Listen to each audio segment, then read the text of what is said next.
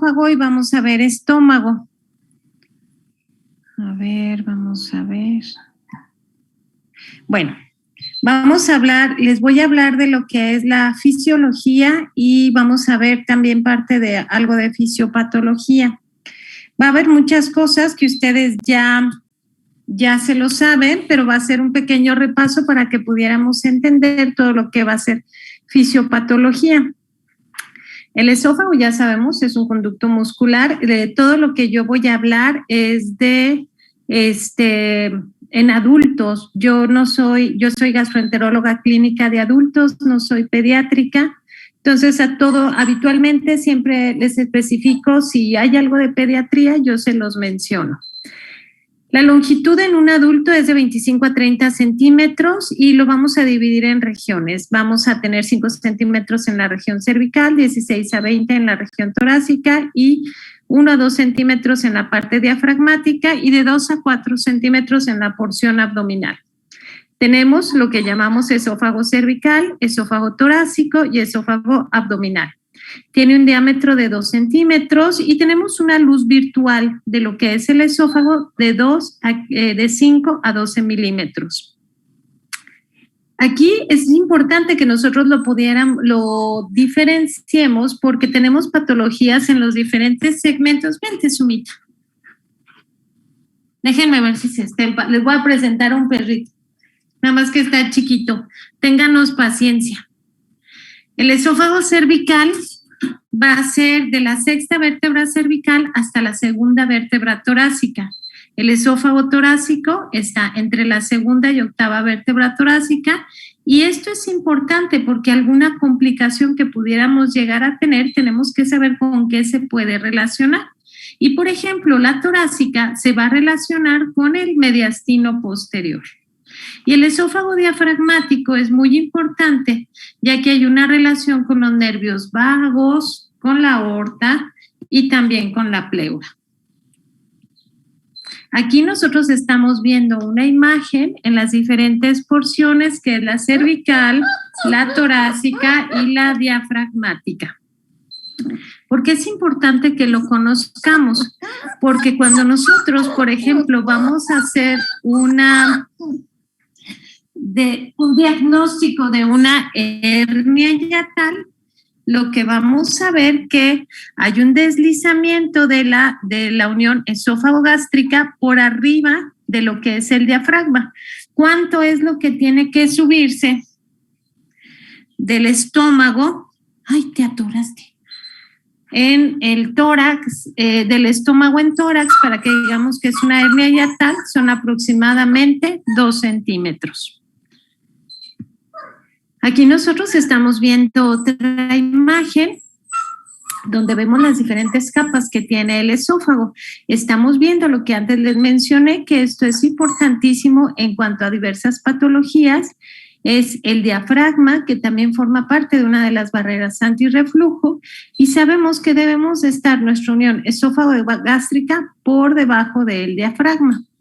Aquí nosotros vamos a tener los músculos que van a formar parte de las capas del esófago.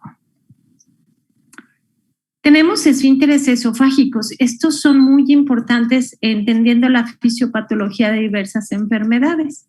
Tenemos 2 esfínteres, que es el esfínter esofágico superior y el esfínter esofágico inferior. Tenemos estrechamientos anatómicos. Estos estrechamientos anatómicos se van a dar por diferentes estructuras que las vamos a mencionar más adelante. El esfínter esofágico superior mide de 2 a 3 centímetros, se va a encontrar aproximadamente a los 15 centímetros de la arcada dentaria superior y están formados por el músculo cricofaringio. Se va a originar en el borde inferior del cricoides y pasa en forma lateral alrededor de lo que es la unión faringoesofágica. Y aquí es bien importante, ¿por qué? Porque va a depender aquí totalmente de lo que es la deglución, si hay una adecuada coordinación faringoesofágica. Cuando nosotros tenemos alteraciones en este esfínter esofágico superior, tenemos lo que se llama disfagia. La disfagia es la dificultad para poder pasar el alimento. Entonces tenemos disfagia alta y disfagia baja. En cuanto a la disfagia alta, ¿quién es el que está fallando? Justo esto, el esfínter esofágico superior. ¿Cuál es la presión que tiene en reposo? De 20 a 80 milímetros de mercurio. Los estrechamientos que tenemos en el esófago están determinados por el callado aórtico. También otro que es a nivel del bronquio. No, Sumita. Ven aquí.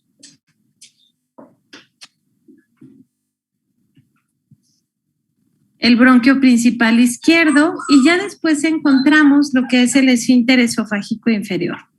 Este se va a localizar por debajo del diafragma y es un engrosamiento que vamos a tener a nivel de la unión esófago-gástrica. Se puede llegar a encontrar de hasta 1 o 2 centímetros por encima del hiato diafragmático y se va a extender hacia lo que es el cardias o su extremo superior del estómago. La presión es de 15 a 35 milímetros de mercurio y la longitud es de 3 a 4 centímetros. Cuando nosotros hacemos manometría esofágica, podemos determinar cuánto tenemos intratorácico y cuánto tenemos intraabdominal, dependiendo del ritmo. ¿Por qué es tan importante saber acerca del esfínter esofágico inferior? ¿Qué patologías se pueden alterar o qué enfermedades podemos tener? Entendiendo este esfínter esofágico inferior, por ejemplo, en los pacientes que tienen enfermedad por reflujo pueden tener hipotensión del esfínter esofágico inferior, podemos tener hipertonía del esfínter esofágico inferior y van a tener diferentes sintomatología. La anatomía microscópica del esófago tenemos una mucosa, una submucosa, una muscular. La mucosa es un epitelio plano estratificado no queratinizado y ya en la región del cardias va a cambiar a un epitelio cilíndrico simple, porque es importante que lo conozcamos. Por ejemplo, cuando nosotros tenemos una mucosa de tipo intestinal, a eso le llamamos una metaplasia. ¿Qué significa? Es otro epitelio que no debe de estar y eso es a lo que le llamamos esófago de Barrett. Entonces aquí es la diferencia cuando nosotros tomamos biopsias, vamos a descartar si es un esófago de Barrett, lo que vamos a encontrar en pacientes que tienen enfermedad por reflujo. La unión que vamos a tener entre la escamo columnar, entre lo que es el epitelio plano estratificado no queratinizado de lo que es el esófago hacia lo que es la región del cardias se llama la línea Z y es una línea irregular. Y ahí es donde nosotros hacemos la medición de la unión esófago-gástrica y lo vamos a diferenciar perfectamente de lo que es el estómago. Tenemos una lámina propia compuesta por tejido conectivo laxo con algunos folículos linfoides. Tenemos la muscularis de la mucosa, que es músculo liso, pero es longitudinal. La submucosa, vamos a encontrar tejido conectivo, vamos a encontrar ahí vasos y drenaje linfático. Algunas neuronas del plexo de Meissner y glándulas esofágicas que van a producir moco, bicarbonato, factor de crecimiento epidérmico y esto es muy importante para la reparación tisular. Aquí en la submucosa, nosotros se fijan, vamos a tener células que producen moco. Cuando pasa el contenido alimentario, nosotros hacemos el bolo alimentario en la boca. Pero el esófago debe también de producir moco para que ese moco sea más fácil poder impulsarlo. No es algo totalmente seco que va a pasar, sino este moco lo va a seguir protegiendo para que sea fácil transitar por todo el esófago.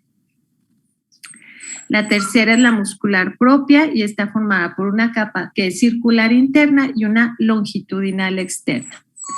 En el tercio superior, que es el 5 al 33%, está formado por músculo estriado y aquí viene la diferencia, que la primera parte es estriada y después es músculo liso. Está formado, también hay tejido conectivo laxo que va a fijar las estructuras adyacentes y está cubierto por pleura y la última porción es de peritoneo. Funcionalmente, nosotros vamos a ver que tenemos la peristalsis esofágica. La peristalsis primaria le vamos a llamar la primaria, la secundaria y la terciaria. La primaria y la secundaria son eficientes, pero la terciaria no es ni suficiente ni es eficiente y la vamos a encontrar solamente en estados patológicos. Hay unas diferencias muy importantes entre lo que es la primaria y la secundaria. La primaria es la que va a impulsar al alimento, la secundaria es la que va a limpiar lo que quedó del alimento y la terciaria es aquella que se presenta de manera patológica, por ejemplo, en los pacientes que tienen alteraciones motoras o en aquellos pacientes adultos mayores que se pueden llegar a presentar. Hagan de cuenta ustedes que esta es la primaria, la que impulsa el alimento, la secundaria es la que limpia y la terciaria hace nada más esto. No tiene suficiente fuerza ni intensidad para poder impulsar el alimento. ¿Cuánto tiempo tarda en esta peristalsis primaria? ¿Cuánto tiempo dura para que pase? Es de 5 a 6 segundos. ¿Y qué vamos a medir de estas peristalsis primaria? Tanto la duración, la amplitud y la velocidad, que eso lo medimos nosotros con un estudio que se llama manometría esofágica. Y de esto va a depender con qué fuerza, con qué velocidad y con qué intensidad va a impulsar el alimento. Siempre son ondas propulsivas. ¿Qué significa? Que van a ir de arriba hacia abajo. ¿Para qué? Para que cuando lleguen a tercio distal del esófago haya una relajación del esfínter esofágico inferior. Cuando los alimentos son sólidos, vamos a ver que es muy diferente dependiendo del tipo de alimento que nosotros vamos a ingerir. ¿De qué van a depender a que se estimule esta peristalsis primaria? Es totalmente dependiente de que se activen lo que son los mecanorreceptores, que significa de los que distienden al esófago para que haya la contracción primaria. Entonces, ¿cuál es la presión que vamos a la secundaria? Como mencionamos, eliminan todo lo que es el material que puede estar refluido o para limpiar el esófago. Y la terciaria es no peristáltica, no es propulsiva, va a aumentar con la edad y no hay dolor y no es patológico. La secundaria es independientemente de la ingesta de alimento. Y esas son las diferencias entre las tres. ¿Cuál es la presión? Del esfínter esofágico superior es de 40 a 195 milímetros de mercurio, teniendo una presión residual de 30 a 115 milímetros de mercurio. Cada cuando avanza el contenido alimentario es de 2.4 a 7.1 centímetros por segundo, dependiendo del tipo de alimento que vamos a tener. Y de 6.1 a 10.9 vamos a tener una latencia distal. La presión en reposo es de 5 a 54 milímetros de mercurio. La deglución tenemos diferentes fases. El inicio de la deglución ya sabemos que es voluntario y después ya nada más va a ser un reflejo que va a ser dependiente de neuronas sensoriales en el centro de la deglución. Se va a iniciar solamente ya cuando ingiramos el alimento, lo que es la peristalsis primaria, se va a iniciar en la faringe, se va a relajar el esfínter esofágico superior, se va a bajar la epiglotis y no va a permitir que el contenido alimentario pase hacia vías respiratorias y es un mecanismo de protección. Siempre va a ser en dirección distal, siempre va a ir de arriba para abajo, va a arrastrar el bolo alimentario hacia el esfínter esofágico inferior y una vez que llega, permite que se relaje el esfínter y que pase el contenido alimentario hacia el estómago. Cuando se quedan algunas porciones de alimento en el esófago, de quienes dependemos para que se limpie, de las contracciones secundarias, para que esto se pueda limpiar. Y aquí nosotros estamos viendo la imagen de cómo se contrae, cómo pasa el alimento, como aquí se contrae, aquí se relaja, aquí nuevamente se contrae y se relaja. Entonces son movimientos que vamos a tener para poder impulsar el alimento. ¿Qué patología se asocia con aperistasis? Hay una enfermedad que es muy común, conocida como es la acalasia, donde es aperistalsis del cuerpo esofágico. ¿Qué significa? A es privativa, que no va a haber peristalsis en el cuerpo esofágico, entonces no va a haber quien aviente el alimento hacia el estómago. ¿Y cuál es la sintomatología? Disfagia. Esta sensación de que se va atorando el alimento en tercio distal, esta sensación de opresión que pueden llegar a tener los pacientes. El esófago va creciendo de manera involuntaria, pero se dilata tanto porque se va acumulando el alimento, pero no tiene la suficiente fuerza para poder impulsar el alimento. Entonces, lo más característico es que encontremos esófagos muy grandes, dilatados, porque han crecido a complacencia, pero no hay quien impulse ese alimento, y es una de las patologías o de los trastornos motores esofágicos de los que más conocemos, que lo vamos a ver más adelante. Cuando el esfínter esofágico superior está en reposo, se presenta, está cerrado en forma tónica a raíz de una excitación que podemos tener neuronal continua. Cuando la presión del esfínter esofágico superior aumenta con la inspiración, entonces es, por ejemplo, cuando hay presencia de ácido en el esófago proximal. Es como, por ejemplo, cuando hacemos la maniobra de Valsalva y aquí vienen lo que son las ondas peristálticas secundarias. Se recuerdan que estas no son dependientes de alimentos. Cuando tenemos el esfínter esofágico superior en reposo, él va a tener un tono conservado y entonces él va a depender de calcio, va a depender también de excitación neuronal derivada de la liberación de acetilcolina y va a ser relacionado con la inhibición del esfínter esofágico inferior, y esto va a estar mediado por el óxido nítrico.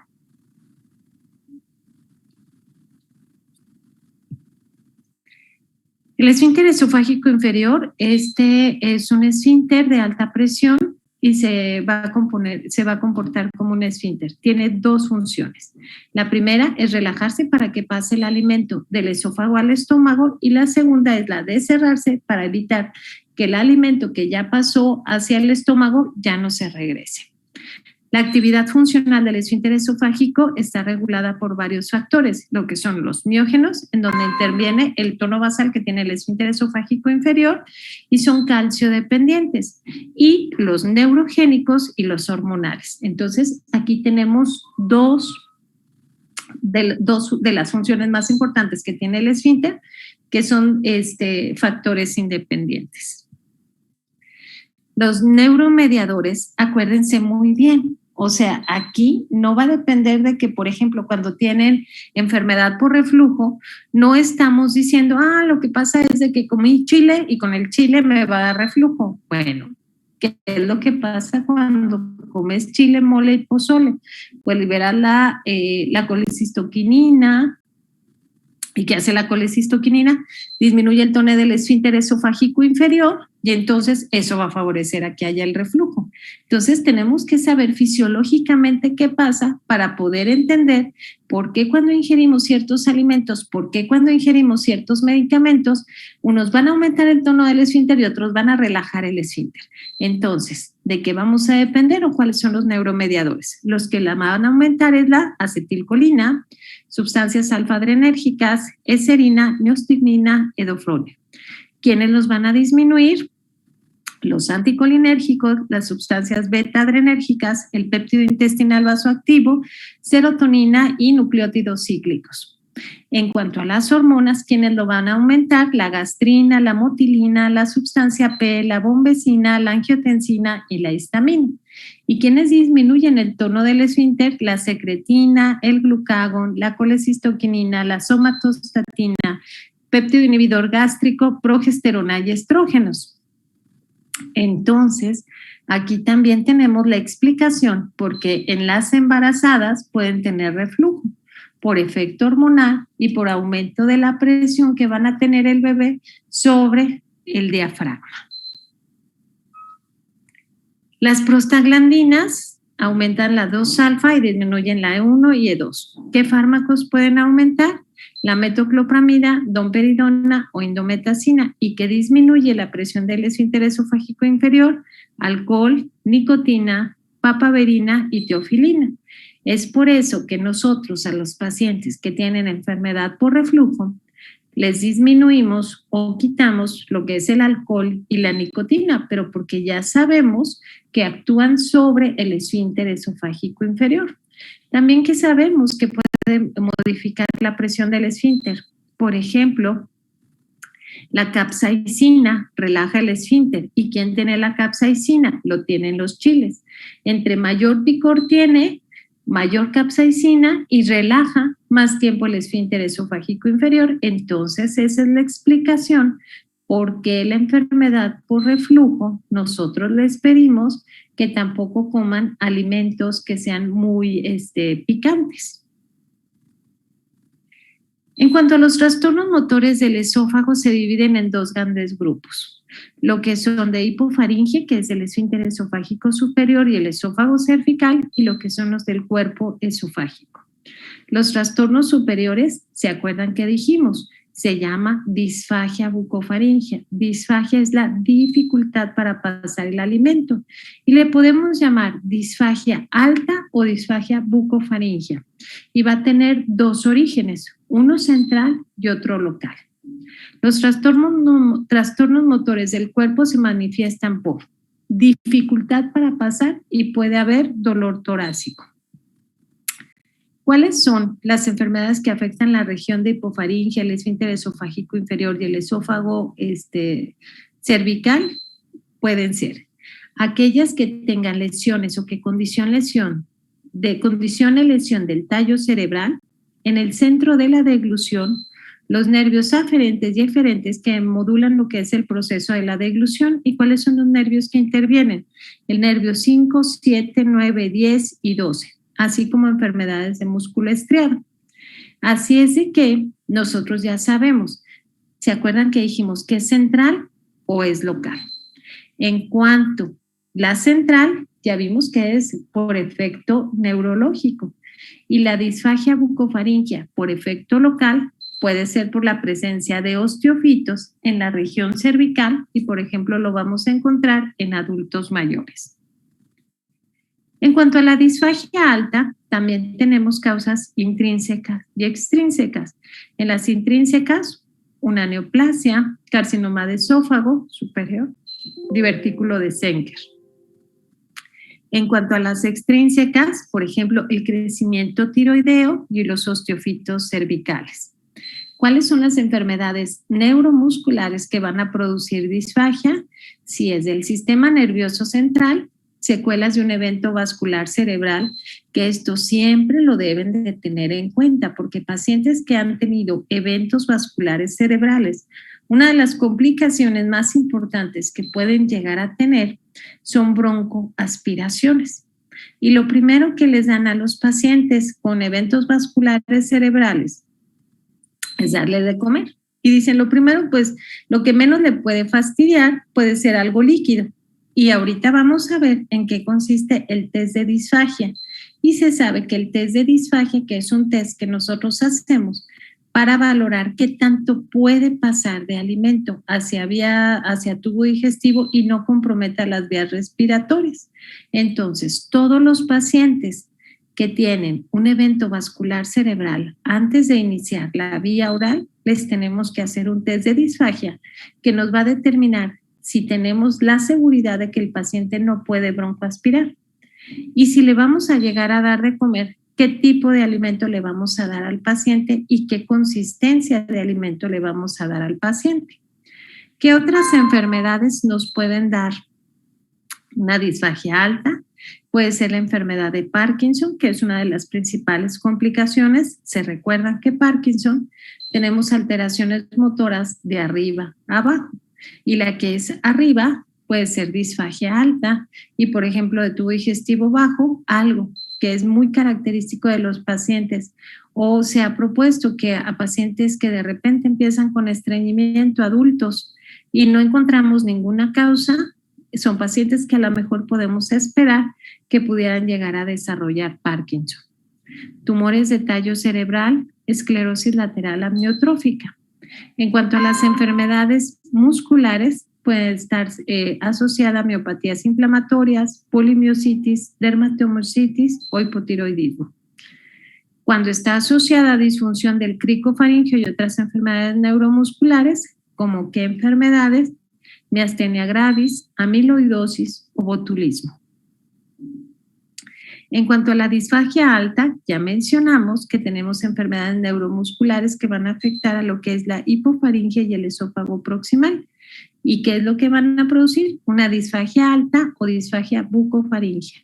¿Qué es lo que va a pasar? Pues el paciente es incapaz de deglutir el alimento, hace varios intentos para poder deglutir. Nosotros hacemos lo que se llama el test de disfagia, que lo primero que vamos a ver, si nosotros tenemos, no hay alteración en lo que es la comisura labial, si el paciente puede cerrar adecuadamente la boca. Punto número 2, si cuando le damos de comer no escurre el alimento.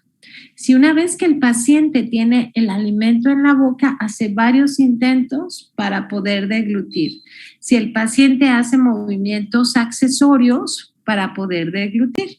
Por ejemplo, los pacientes que tienen una secuela de un evento vascular cerebral, que tienen una desviación de la comisura labial o que tienen más fuerza de un lado que de otro, acuérdense, cuando es del lado derecho, se tiene representación del lado izquierdo, o sea, es contralateral.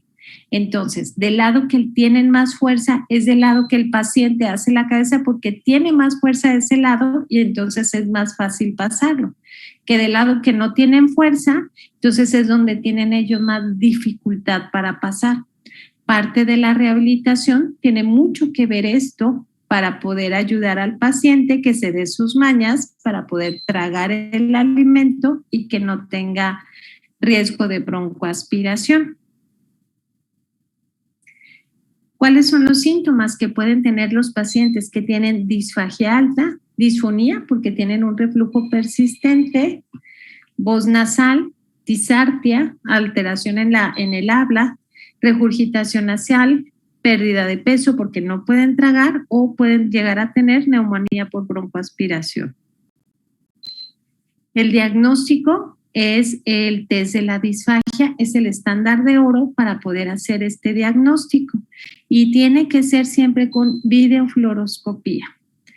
La manometría, se puede cuantificar lo que es la presión del esfínter esofágico superior, la fuerza de contracción faríngea y la relajación del esfínter esofágico inferior. Y lo que nosotros vamos a medir si hay una adecuada coordinación, lo que es faringo-esofágica. La apertura del esfínter esofágico inferior cuando nosotros intentamos deglutir. Habitualmente, nosotros lo vamos a ver con la manometría con degluciones líquidas. Esto es como el estándar que hacemos. Pero cuando el paciente dice yo tengo más dificultad para pasar los sólidos, se hace lo que se llama test de la galleta, que son alimentos sólidos los que les pedimos que traguen. El tratamiento, bueno, pues lo más importante es que pudiéramos facilitar el transporte del bolo alimentario, evitar las complicaciones como es la broncoaspiración y con esto mejoraríamos la calidad de vida, el estado nutricional del paciente. Algunas veces se puede llegar hasta una miotomía del cricofaringio cuando hay lesiones estructurales que limitan la apertura del esfínter.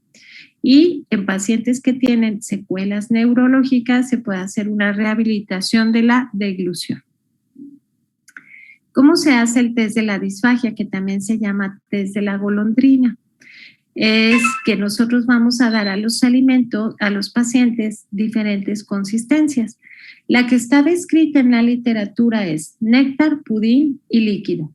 Pero nosotros hacemos una variante con alimentos sólidos, como que les podemos dar. Les damos barritas de estas barritas de granola, donde el paciente tiene que masticar y vemos cómo es que el paciente la degluta, porque lo hacemos con videofluoroscopía. Otra manera u otro alimento que también podemos utilizar es, por ejemplo, el arroz con leche, donde vemos que hay restos de alimentos que son muy, muy suaves y que pueden ser fácilmente deglutidos.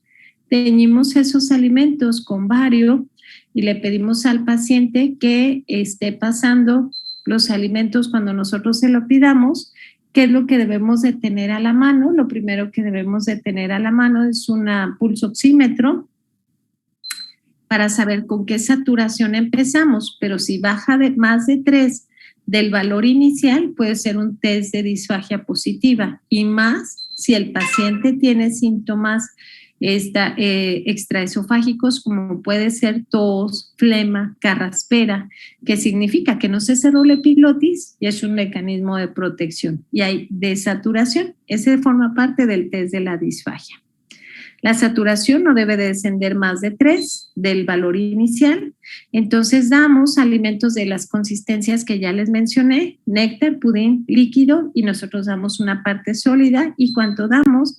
5, 10 y 20 mililitros. El test se tiene que hacer aproximadamente en 6, lo tenemos que hacer en 6 minutos. ¿Y qué es lo que vamos a valorar? El cierre total de la boca, el tiempo de deglución, los movimientos accesorios que les mencionaba, si el paciente mueve la cabeza hacia la derecha, a la izquierda, la posición de la cabeza y los movimientos de la lengua y del cuello. Vamos a ver si el paciente hace varios intentos para poder deglutir. Y sabemos que este es el estándar de oro para la disfagia orofaríngea. ¿Cómo vamos a clasificar los trastornos motores en primarios y secundarios? Dentro de los primarios tenemos la acalasia, el espasmo esofágico difuso, el esófago hipercontráctil. Dentro de los que están el esófago de cascanueces o el esfínter esofágico inferior hipertenso, o el esófago hipocontráctil, que lo vamos a catalogar como motilidad esofágica inefectiva. En cuanto a la acalasia, es el trastorno motor caracterizado por aperistalsis. ¿Se acuerdan que le habíamos mencionado? Que no hay movimiento del esófago y hay una falta de la relajación o una relajación incompleta del esfínter esofágico inferior. ¿Cómo vamos a encontrar una incidencia de 1 a 2 casos por cada 200,000 habitantes? ¿Es mayor o los vamos a encontrar en qué edad? Entre la tercera y quinta década de la vida. 5% lo vamos a encontrar en adolescencia y vamos a encontrar diferentes patrones topográficos. Nosotros, hay una clasificación. Permítanme un segundito, por favor. Bueno.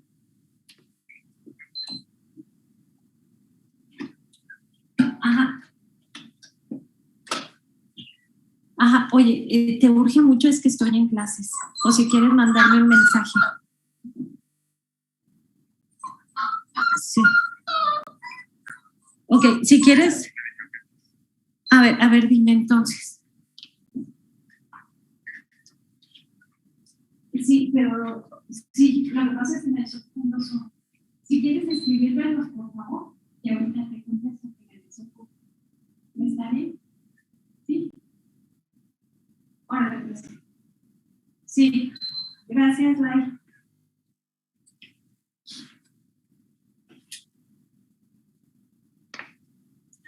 Entonces, ¿qué es lo que vamos a tomar nosotros en cuenta? Hay una clasificación que se llama clasificación de Chicago de los trastornos motores y se va a catalogar a la acalasia en diferentes grados dependiendo de las diferencias que vamos a tener en la presión de relajación integrada, la contracción distal integrada, el punto de desaceleración contráctil, la latencia distal y la velocidad frente a la contráctil.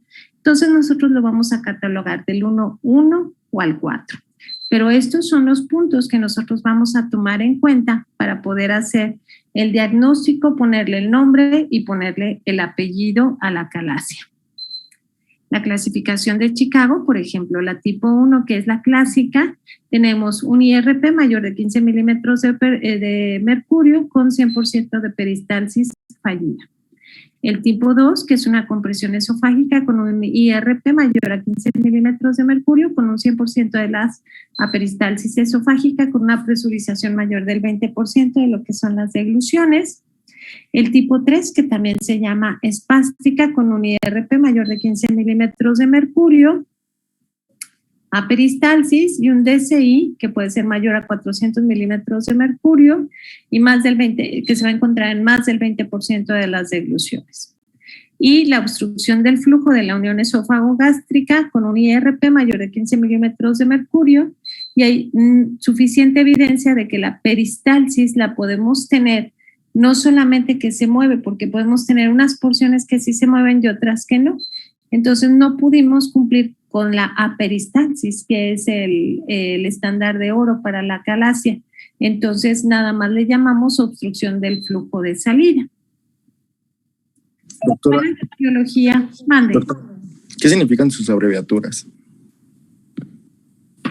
Presión de relajación integrada, contracción distal integrada, punto de desaceleración contráctil y latencia distal.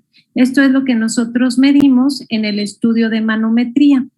¿Qué significa? Si tenemos una relajación adecuada, si tenemos una apertura adecuada de lo que es el esfínter esofágico inferior, si vemos que cuando nosotros estamos dando los tragos líquidos, vamos a ver si se mueve el esófago. Ahorita les voy a pasar imágenes de cómo se ve una manometría normal y cómo se ve una manometría con la calasia. Estas son la presión de relajación integrada, contracción distal integrada, punto de desaceleración contráctil y latencia distal. Esas son las abreviaturas que están aquí. Gracias. La etiología no la sabemos, pero sabemos que podemos encontrar alteraciones neuronales y musculares, y va a haber una pérdida de las neuronas inhibitorias y presencia de neuronas colinérgicas con una presión basal alta del esfínter esofágico inferior, donde pudiera haber una inhibición en la relajación del mismo, o puede ser una relajación completa o incompleta del esfínter esofágico inferior. ¿Cuál es el síntoma predominante de la calasia? Es la disfagia, pero es una disfagia baja. La intensidad es variable y puede ser intermitente, o sea, hay días que el paciente siente que sí puede pasar y hay otros días que no, que tiene esta sensación de que no pase el alimento. De que nosotros podemos hacer el diagnóstico en promedio son 2 años, porque los síntomas son variables, pueden ir y venir, pero el paciente de que hacemos un interrogatorio adecuado pueden pasar hasta 2 años para que podamos sospechar que el paciente tiene acalasia. El paciente, ¿qué más puede hacer? Pues puede hacer maniobras accesorias para que pueda deglutir. Hay pacientes que nada más pueden comer parados, hay pacientes que se pegan en el tórax, hay pacientes que mueven la cabeza porque ellos perciben que pueden deglutir mejor, que hacen maniobras de Valsalva, pero pues en realidad son maniobras que ellos adoptan porque ellos perciben que les pueden ayudar a pasar el alimento. El dolor torácico puede ocurrir en los pacientes porque se activan los mecanorreceptores cuando se distiende tanto el esófago que puede llegar a condicionar dolor. Otros de los síntomas, regurgitación porque se queda todo el alimento en el esófago, hasta en el 60-90% de los pacientes. Puede haber broncoaspiración y tos nocturna en el 30% de los pacientes. Y el diagnóstico lo podemos hacer por imagen, sabiendo que el estándar de oro es la manometría esofágica. ¿Qué es lo que vamos a encontrar? O las imágenes más características es la imagen en punta de lápiz, punta de ave o cola de ratón. La endoscopía se va a encontrar en el 25% de los pacientes. Pudiéramos llegar a tener una endoscopía totalmente normal. Puede haber dilatación esofágica con la presencia del alimento y podemos ver hasta niveles de contenido sólido y líquido. Y tarda en que ese esófago se pueda vaciar hacia el estómago. Aquí nosotros estamos viendo una imagen donde si yo les presento el esófago puede tener una séptima parte, lo que sería normal de la imagen que yo les estoy presentando. Si ustedes se fijan, el esófago está muy dilatado y ven estos pequeños chasquiditos, ¿sí los alcanzan a ver?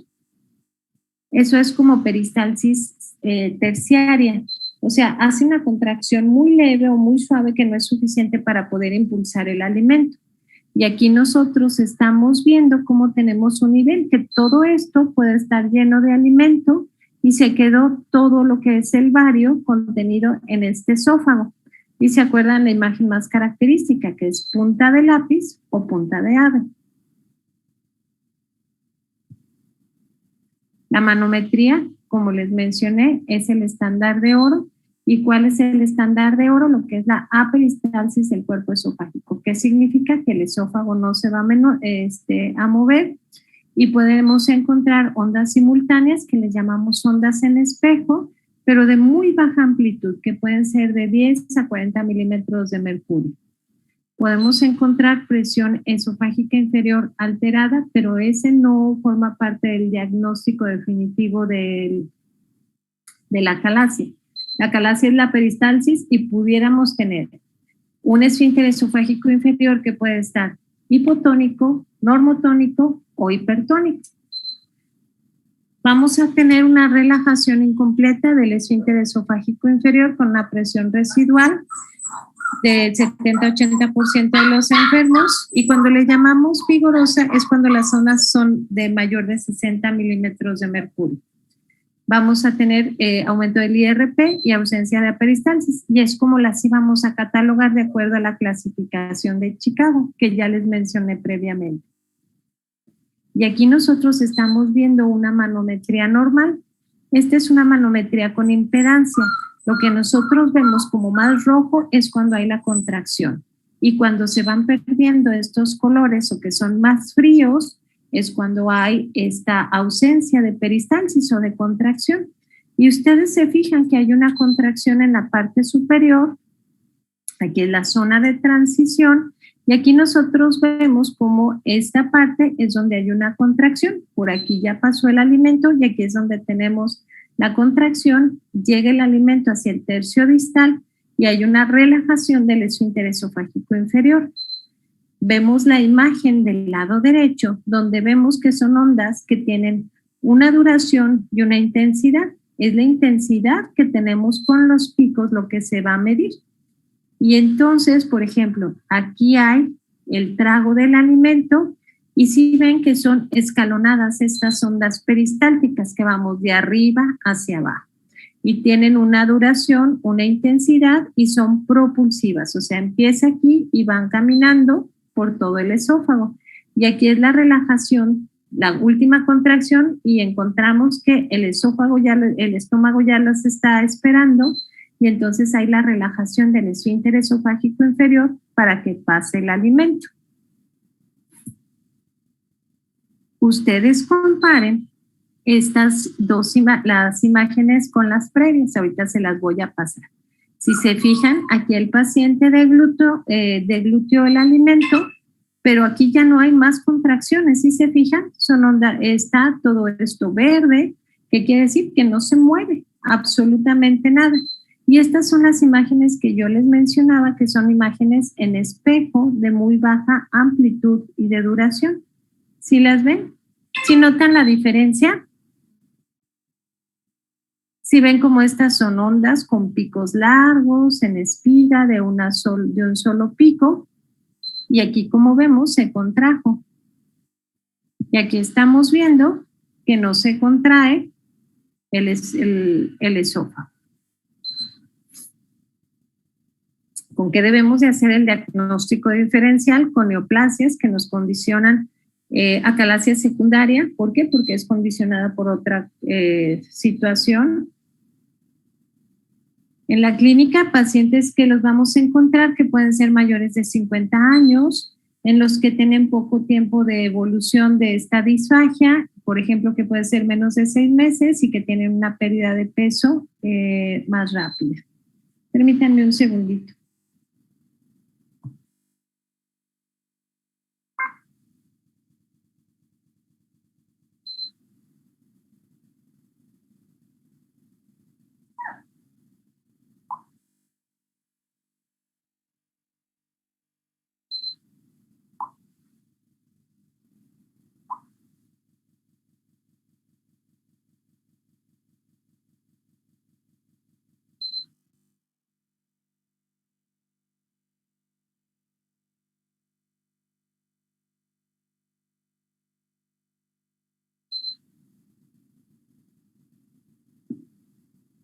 Entonces, son pacientes que tienen mucho menos tiempo de duración de los síntomas, con pérdida de peso importante y el estrato de edad es diferente.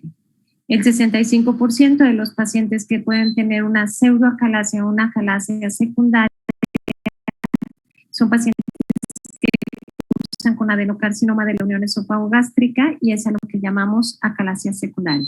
¿Cuál es el tratamiento para la acalasia? Tenemos tratamiento con medicamentos local o quirúrgico.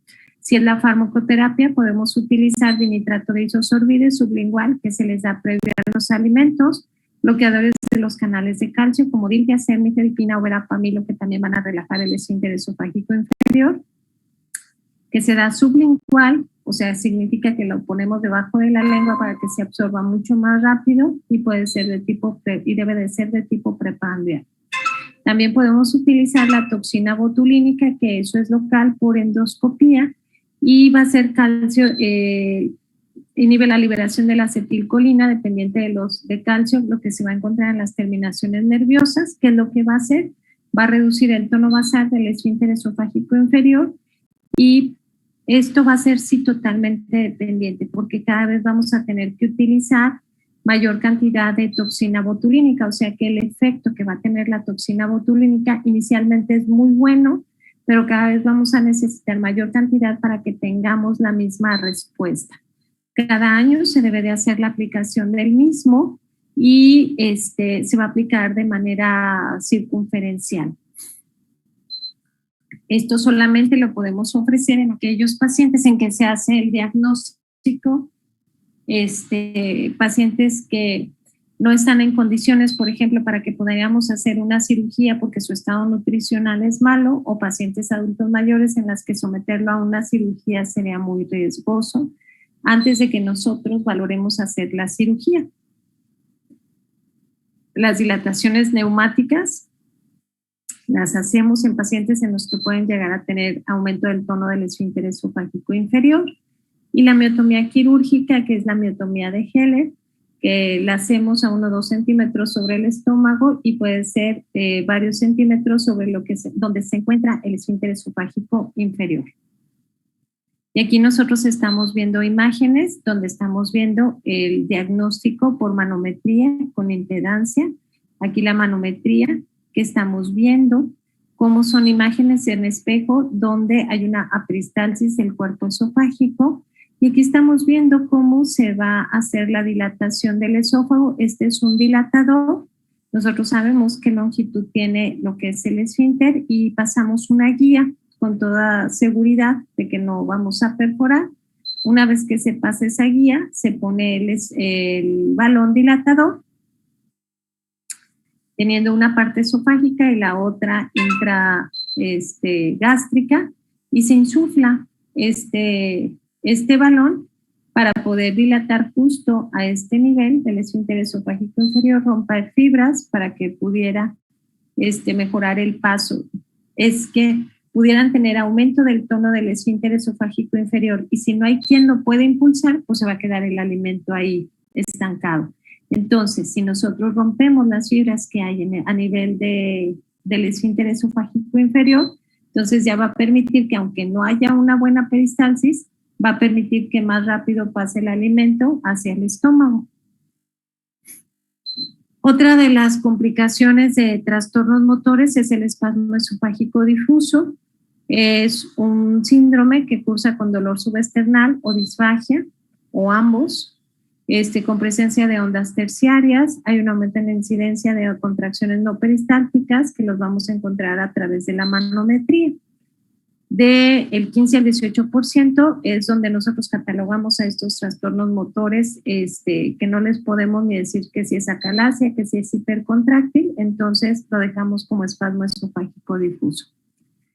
¿De qué va a depender o cuál es la fisiopatología? Es una degeneración valeriana y un aumento de la colágena endoneural. Puede haber hipertrofia, hiperplasia de lo que es el músculo esofágico. Aquí no vamos a generar una relación con la edad, con el género, y los síntomas van a depender de la intensidad de que presente el paciente. La localización es que vamos a tener es a nivel esofágico en tercio medio y puede llegar el paciente a presentar dolor torácico. Es un dolor torácico que se llama de origen no cardíaco, está asociado a un espasmo, una contracción que puede ser brusca del esófago. Y lo primero que tenemos que descartar cuando hay un dolor torácico es que debe ser valorado por el cardiólogo. Si el cardiólogo descarta que haya una patología cardiológica, entonces nosotros vamos a estudiar a los pacientes y los vamos a abordar como un probable trastorno motor esofágico. ¿Qué los puede desencadenar? Algo tan sencillo como el estrés. Y se ha asociado que el espasmo esofágico difuso, y hay estudios en pacientes mexicanos que se asocia a ansiedad, angustia, estrés y depresión. Cuando los pacientes ingieren alimentos o líquidos fríos o calientes o que los tragan de manera rápida. El diagnóstico, el estándar de oro que siempre tiene que ser la manometría, porque por rayos X, por ejemplo, una esofagograma puede ser normal o podemos tener terciarismo. La manometría, que es el estándar de oro, podemos encontrar ondas simultáneas en más del 20% de las degluciones líquidas con una amplitud promedio de 30 milímetros de mercurio. Podemos tener contracciones espontáneas entre deglución y de deglución. Cuando nosotros hacemos una manometría, permitimos que pasen 20 segundos entre una y otra. Y una vez que ya baja la onda, contamos que desde que empieza hasta que termina 20 segundos. Entonces, en estos pacientes podemos encontrar nuestra onda de contracción y entre la siguiente deglución pudiera haber otra contracción, que son contracciones repetitivas, ondas con múltiples picos. Habitualmente se fijaron que nada más era un pico, esta es con doble o triple pico que las vamos a tener, o que podamos tener peristalsis intermitente. Que podamos tener una onda peristáltica, damos la siguiente deglución y puede que no pase absolutamente nada. A eso es a lo que le vamos a llamar espasmo esofágico difuso. Podemos también encontrar relajaciones incompletas, en más del 20% de las contracciones, y el tratamiento puede ser con antidepresivos, que estos sabemos que puede ayudar al dolor torácico, puede haber dilatación neumática, podemos utilizar la toxina botulínica o también relajantes musculares. Sabemos que los pacientes que pueden llegar a presentar un trastorno esofágico difuso pueden evolucionar hasta en un 5% a acalasia. El esófago en cascanueces, este es otro trastorno motor, pero este es un esófago hipercontráctil. Es una presión peristáltica esofágica que es más allá de 2 valores el promedio de la desviación estándar. Los pacientes cursan con dolor torácico, quizá pudieran llegar a tener disfagia. La serie de esófago gastroduodenal puede ser normal o podemos encontrar terciarismo. Y la manometría, ¿se acuerdan que dijimos no puede ir más allá de 60? Pues ellos llegan a tener hasta 180 milímetros de mercurio en las degluciones que les vamos a dar. El tratamiento es relajantes musculares y también antidepresivos. Eso es el hipercontráctil. Ahora vamos a ver el hipocontráctil, que es la motilidad esofágica inefectiva, y son aquellas que no cumplen todos los patrones manométricos para decir o es acalasia o tiene contracciones con doble, triple pico, pero se quedan como algo no clasificado en algunos pacientes. Son aquellas ondas, pacientes que tienen ondas de amplitud de menos de 30 milímetros de mercurio, que vamos a encontrar contracciones no transmitidas en más del 20% de los pacientes. ¿A qué significa ondas no transmitidas?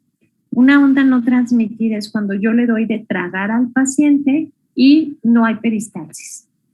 ¿Cuántas son las degluciones que debo de dar a un paciente? Son 10 degluciones, pero si yo no quedo tranquila con 10 degluciones, le puedo seguir dando más degluciones al paciente tomando las 10 mejores degluciones que podemos tener. Si esas 10 degluciones, más del 20%, no son transmitidas, lo podemos catalogar o lo podemos dejar en este rubro, que le llamamos esófago hipocontráctil. Las duraciones pueden ser más de 6 segundos, tenemos relajaciones incompletas o aisladas de lo que es el esfínter esofágico inferior, o sea que no permite totalmente de que esté abierto o que esté cerrado, sino que queda con una presión residual muy amplia. Podemos tener, ¿se acuerdan que siempre decíamos, las ondas peristálticas siempre van de arriba para abajo? En este rubro podemos encontrar ondas que son retropulsivas. ¿Se acuerdan que decíamos siempre van en escalerita de arriba para abajo? Pues en estas podemos encontrar una contracción aquí y otra contracción hasta mero abajo. Y esto está pues una alteración motora que nos va a dar sintomatología. Habitualmente, los pacientes que tienen enfermedad por reflujo, sabemos que podemos esperar un esófago hipocontráctil en el tercio distal del esófago. ¿Cómo vamos a hacer el diagnóstico? Pues con manometría. ¿Cuál es la ideal? Una manometría de alta resolución. Y tenemos los criterios de motilidad inefectiva en más del 50% de las degluciones en las que no va a haber una adecuada peristalsis. Tenemos ondas fallidas de menos de 100 milímetros de mercurio, pueden ser muy débiles, y el DCI se encuentra entre 100 y 450 milímetros de mercurio. En cuanto a los trastornos motores secundarios, son alteraciones en las que van a estar asociadas otras enfermedades que pueden ser sistémicas, ya sea sintomática o sea asintomática. Por ejemplo, pacientes que tienen enfermedades de la colágena como esclerodermia, sabemos que pueden tener alteraciones motoras en un 75-85% de los pacientes. En estos pacientes es muy importante que nosotros valoremos cómo es que ellos llegan a evolucionar de la disfagia.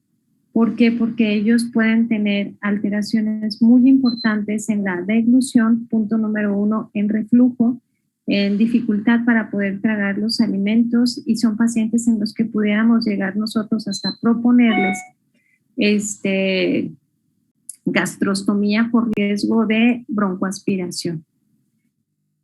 La esclerodermia, así como otras enfermedades del tejido conectivo, como las neuropatías autonómicas, como la diabetes mellitus, pueden condicionar alteraciones motoras. La amiloidosis, el alcoholismo, el mixedema, esclerosis múltiple, que es lo que nos van a dar hipomotilidad. Así es que pacientes que tienen estas enfermedades siempre hay que estar al pendiente que no tengan disfagia.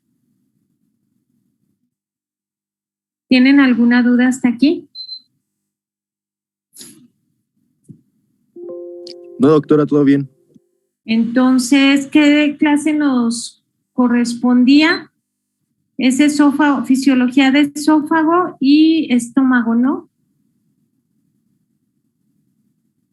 Sí, doctora. Entonces, déjenme ver. A ver, vamos a ver.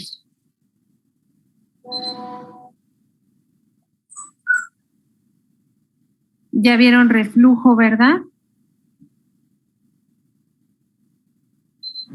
Sí, doctora. Pues bien mal, pero sí, doctora. ¿Mande usted? Bien mal, pero sí. ¿Por qué lo vieron bien mal? Pues es que como que nos dan el tema, pero como muy superficial. Ok, espérenme un segundito.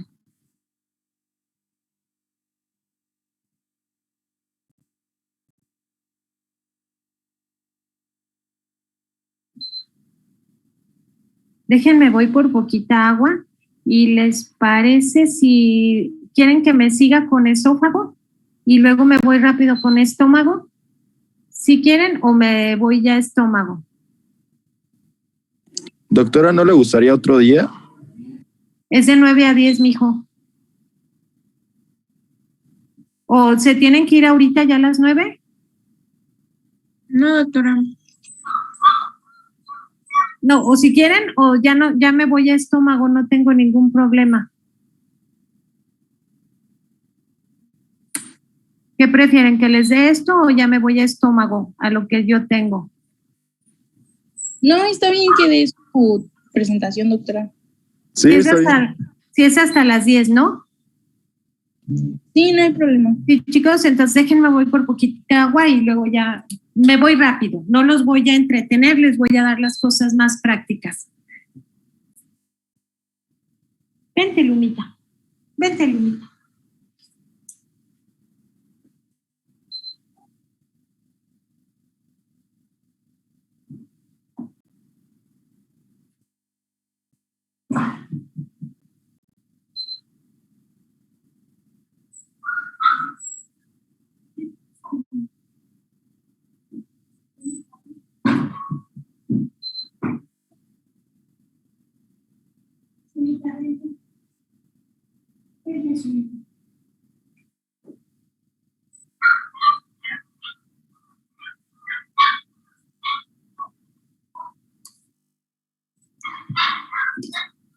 Muy bien, vamos a ver lo que es la esofagitis por fármacos. Les voy a decir así de una manera muy práctica. Todos los pacientes que ingieren medicamentos deben de tomarlos siempre con líquido. ¿Cuánto es lo que se sugiere con lo que deben de tomar? Aproximadamente es de 100 a 200 mililitros cada vez que toman las pastillas para que puedan pasar adecuadamente y no se queden adheridas sobre la mucosa gástrica.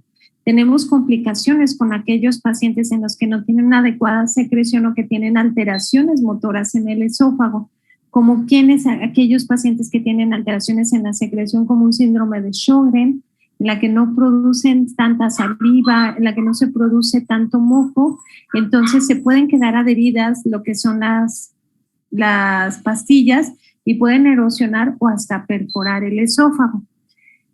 La esofagitis por fármaco es una entidad clínica que es la lesión en la mucosa esofágica tras la ingesta de medicamentos y puede producir lesiones tanto de forma indirecta o de forma directa. ¿Por qué? Porque algunas pueden llegar a producir reflujo gastroesofágico o pueden quedarse adheridas sobre la mucosa del esófago, que pueden producir localmente, tiene un efecto cáustico local sobre la mucosa. Y no solamente puedo hablar de medicamentos, sino también puedo hablar de cierto tipo de alimentos que a ustedes les pareciera totalmente ilógico que les pudiera condicionar molestia, pero, por ejemplo, hay pacientes que dicen, me voy a comer un diente de ajo y me va a ir maravilloso para mis articulaciones. Pues hemos encontrado pacientes que están a punto de perforarse porque se comen toda la cabeza de ajo sin pelar, que la pelan y se la tragan y entonces produce una lesión química impresionante. ¿Cómo se va a producir la lesión? Por contacto prolongado del contenido cáustico del fármaco y que influye en factores tanto propios como del paciente. ¿A qué me refiero a los del paciente? Si tiene una adecuada motilidad, si toma adecuadamente los líquidos, si tiene una buena o no producción de moco. Más que el número de pastillas depende del tamaño, la forma, la cubierta del comprimido, si pueden ser cápsulas o tienen propiedades ácidas, o comprimidos que son muy grandes o que pueden tener formas redondas y que se pueden atorar. Por ejemplo, nosotros tenemos medicamentos en los que les decimos jamás se los trague porque se va a sentir que se le va a atorar, como el sucralfato, que es algo que utilizamos muy frecuentemente. Siempre son pastillas muy grandes, les pedimos que las machaquen, las mastiquen o las diluyan en agua. De qué va a depender del modo de la administración, la cantidad de líquido, el horario, si se toma poquito antes de dormir o presencia o no de alteraciones motoras. ¿Cuáles son los que más nos han dado problemas? Pueden ser los antibióticos, como la doxiciclina. Nos dan, es algo bien característico porque las doxi dan úlceras que son en espejo. Los antiinflamatorios no esteroideos, que pueden llegar a producir hasta estenosis por el uso de los mismos. Cloruro de potasio, las quinidinas, los anticoagulantes orales.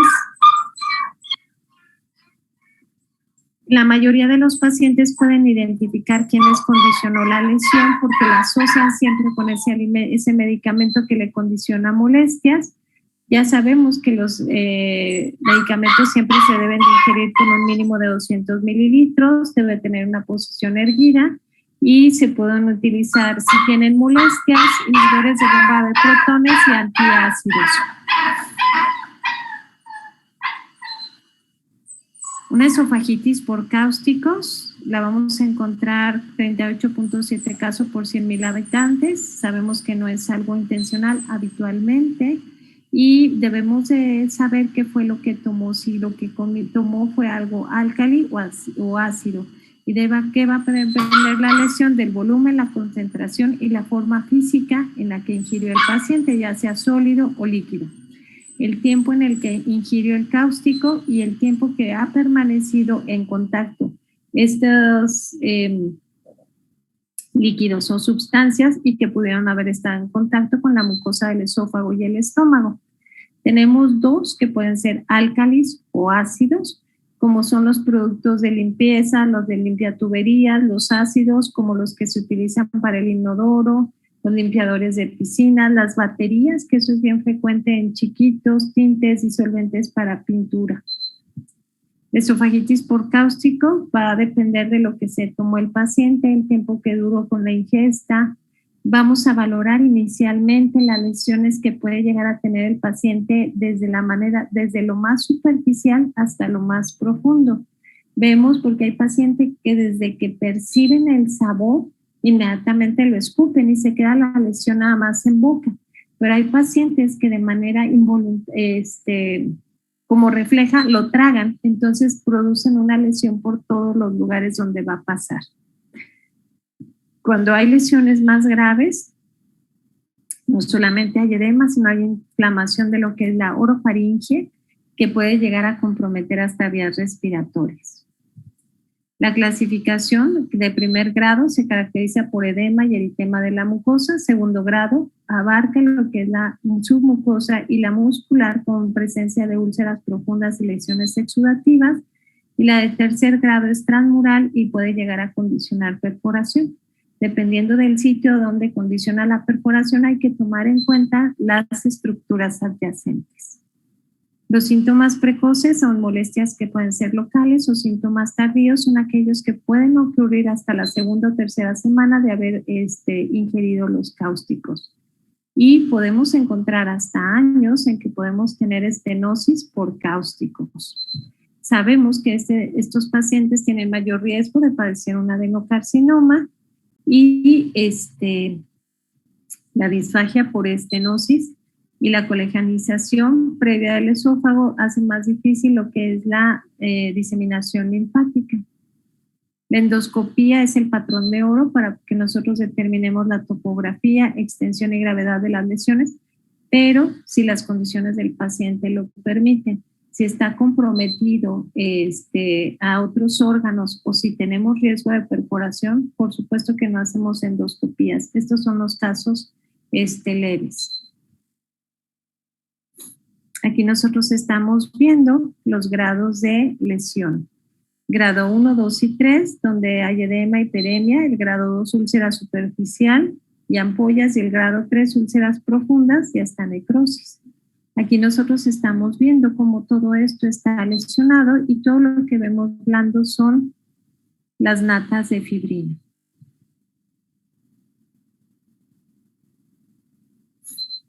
La gravedad va a depender del grado de afectación de la circunferencia, la longitud y las complicaciones que pudiéramos llegar a tener. Y esta es una clasificación: 0 si no tenemos lesión, 1 edema, 2 exudado y 3 úlcera.